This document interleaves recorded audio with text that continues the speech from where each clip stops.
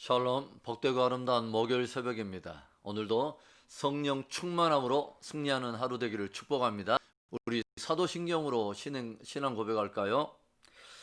전능하사 천지를 만드신 하나님 아버지를 내가 믿사오며 그 외아들 우리 주 예수 그리스도를 믿사오니 이는 성령으로 잉태하사 동정녀 마리아에게 나시고 본디오 빌라도에게 고난을 받으사 십자가에 못 박혀 죽으시고 장사한 지 사흘 만에 죽은 자 가운데서 다시 살아나시며 하늘에 오르사 전능하신 하나님 우편에 앉아 계시다가 저리로서 산자와 죽은 자를 심판하러 오시리라. 성령을 믿사오며 거룩한 공회와 성도가 서로 교통하는 것과 죄를 사하여 주시는 것과 몸이 다시 사는 것과 영원히 사는 것을 믿사옵나이다. 아멘. 우리 찬송하겠습니다. 찬송가는 우리 373장입니다. 찬송가 373장 고요한 바다로. 고요한 바다로 저 천국 향할 때 주에게 순풍 주시니 참 감사합니다.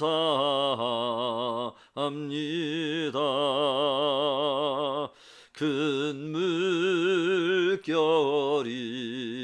일어나 나 쉬지 못하나 이 풍랑으로 인하여 더 빨리 갑니다. 내 걱정 근심을 쉬없게 하시고 내 주여 얻은 영혼을 곧 밝게 하소서. 이 세상 고락한 주 뜻을 본받고 내 몸이 의지 없을 때 큰 믿음 주소서. 아멘. 우리 기도하겠습니다. 좋으신 하나님 감사합니다. 복되고 아름다운 날을 또 생명의 선물로 받습니다. 오늘도 진리의 말씀을 밝혀 오늘도 하나님 모든 곳에 출입하지 않게 하여 주시고 우리의 묵상과 모든 아버지 생각과 사상이 오직 진리의 빛 아래서 하나님 아버지 주 온전히 초점을 기울이며 모든 아버지 주 행하는 범사에 하나님의 말씀을 따라 승리할 수 있도록 축복하시옵소서. 오늘도 모든 시간을 주님께 의지할 때에 주 예수 그리스도의 이름으로 감사하며 기도합니다. 아멘. 우리 하나님의 말씀 보겠습니다. 우리 계속되는 예레미야의 말씀, 예레미야 50장 11절부터 20절입니다. 예레미야 50장 11절부터 20절의 말씀. 나의 소유를 노려가는 자여, 너희가 즐거워하며 기뻐하고 타작하는 송아지같이 발굽을 구르며 군마같이 우는도다. 그러므로 너희의 어머니가 큰 수치를 당하리라. 너희를 낳은 자가 치욕을 당하리라. 보라, 그가 나라들 가운데에 마지막과 광야와 마른 땅과 거친 계곡이 될 것이며 여호와의 진노로 말미암아 주민이 없어 완전히 황무지가 될 것이라. 바벨론을 지나가는 자마다 그 모든 재난에 놀라며 탄식하리로다. 바벨론을 둘러 대열을 벌이고 화를 당기는 모든 자여, 화살을 아끼지 말고 쏘라. 그가 여호와께 범죄하였음이라. 그 주위에서 고함을 지르리로다. 그가 항복하였고 그 요새는 무너졌고 그 성벽은 허물어졌으니 이는 여호와께서 그가 행한 대로 그에게 내리시는 보복이라. 그가 행한 대로 그에게 갚으시는도다. 파종하는 자와 추수 때에 낫을 잡은 자를 바벨론에서 끊어버리라. 사람들이 그 압박하는 칼을 두려워하여 각기 동족에게로 돌아가며 고향으로 도망하리라. 이스라엘은 흩어진 양이라 사자들이 그를 따르도다. 처음에는 아수르 왕이 먹었고 다음에는 바벨론의 느부갓네살 왕이 그의 뼈를 꺾었도다. 그러므로 만군의 여호와 이스라엘의 하나님이 이와 같이 말하노라. 보라, 내가 아수르의 왕을 벌한 것 같이 바벨론의 왕과 그 땅을 벌하고 이스라엘을 다시 그의 목장으로 돌아가게 하리니 그가 갈멜과 바산에서 양을 기를 것이며 그의 마음이 에브라임과 길라산에서 만족하리라. 여호와의 말씀이니라. 그날 그때에는 이스라엘의 죄악을 찾을지라도 없겠고 유다의 죄를 찾을지라도 찾아내지 못하리니 이는 내가 남긴 자를 용서할 것임이라. 아멘. 모든 죄의 근원에는 창조주 하나님의 주권을 무시하고 자기의 주장을 내세우는 피조물의 교만이 있습니다. 교만으로 하나님의 뜻을 거스리는 사람들은 결국 하나님의 보응을 받아 멸망을 당하게 될 것입니다. 성도들은 교만을 버리고 언제나 하나님 앞에서 겸손한 자세를 지녀야 합니다. 하나님께서 교만한 자는 대적하시지만 겸손한 자에게는 은혜를 베푸십니다. 오늘 말씀은 계속되는 바벨론에 대한 심판의 내용을 다루고 있어요. 예레미야는 강대국 바벨론이 남유다를 심판하는 하나님의 도구로 선택된 것을 계속해서 예언해 왔습니다. 애굽과 근동의 여러 나라들을 바벨론이 정복함으로 정한 기한 동안 바벨론을 중심으로 새로운 중동의 통치 질서가 개편될 것을 선언해 온 것이죠. 그러나 하나님의 계획은 그것으로 끝이 나는 것이 아닙니다. 분명히 바벨론이 여러 나라들을 향한 하나님의 심판의 도구로 사용되겠지만 그렇다고 해서 바벨론 역시 하나님의 심판을 벗어날 수 없다는 것입니다. 저들의 탐욕과 또 교만과 불의와 폭력 또 우상 숭배 등 온갖 죄악 역시 역사의 하나님의 그 주권 아래서 심판을 벗어날 수는 없다는 거죠. 오늘의 말씀에서 보게 되는 하나님은 어떤 분이십니까? 첫째로 하나님은 이스라엘의 하나님이십니다. 11절의 말씀을 볼까요?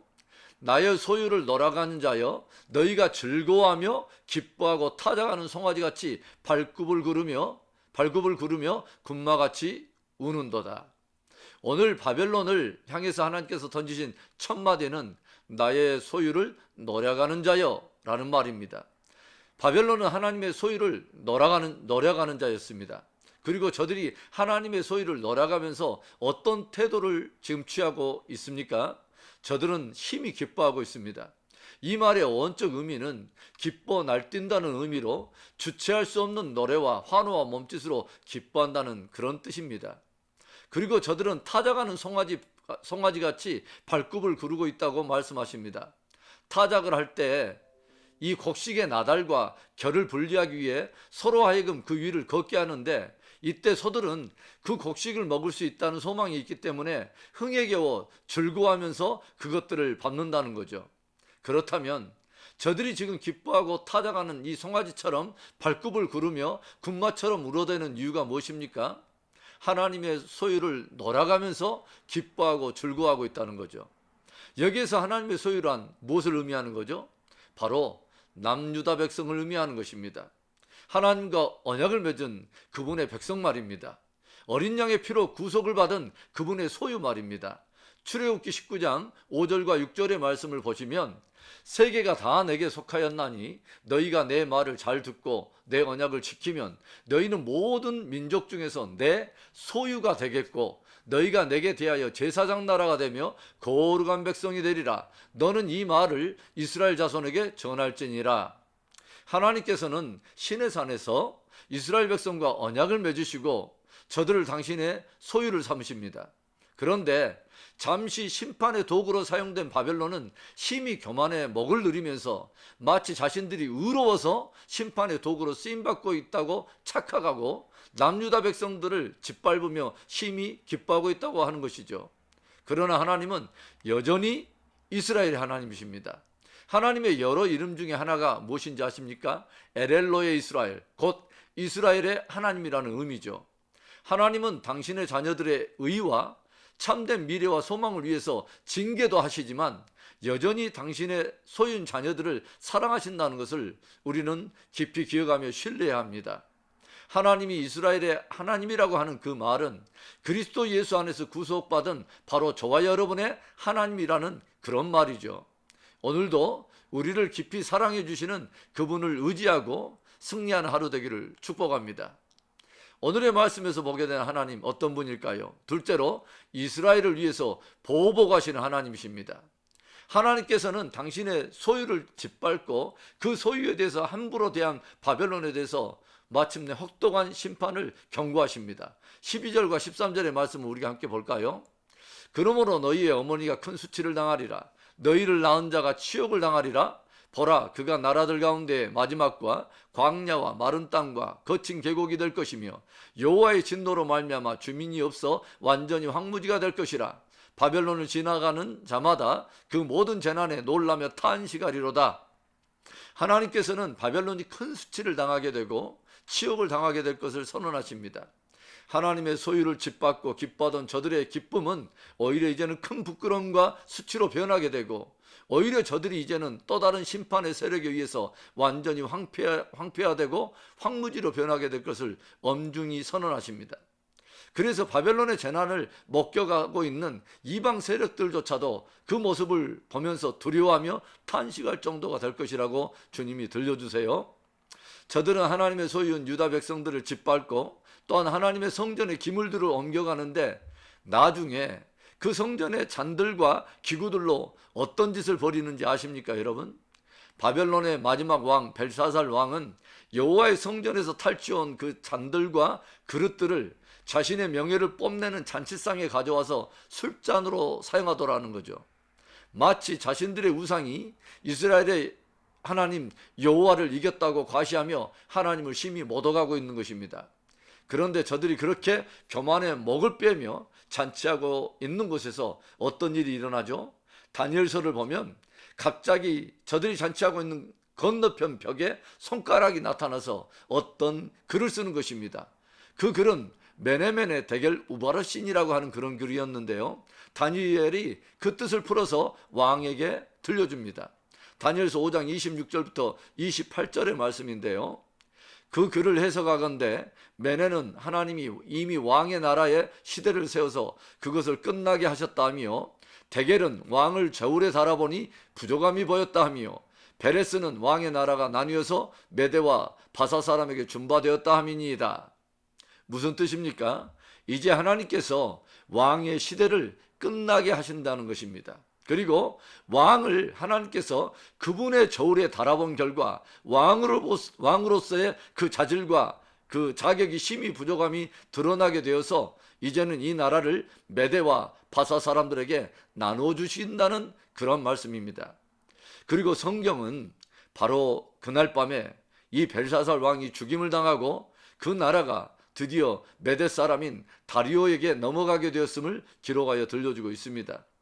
바벨론이 유다를 침공하여 성벽을 허물고 사람들을 약탈하고 끌고 간 것처럼 이제는 거대한 페르시아 군대가 쳐들어와서 성벽과 요새들을 다 함락하고 더 이상 바벨론에 파종하거나 추수하는 자들조차 없도록 완전히 사람들을 끌어버릴 것을 엄하게 선포하고 계십니다. 교회사를 보면요, 교회가 부패하고 영적으로 타락하게 될 때 하나님은 이것을 벌하시고 교훈하시려고 세상으로부터의 공격과 탄압을 허락하시는 경우가 있죠.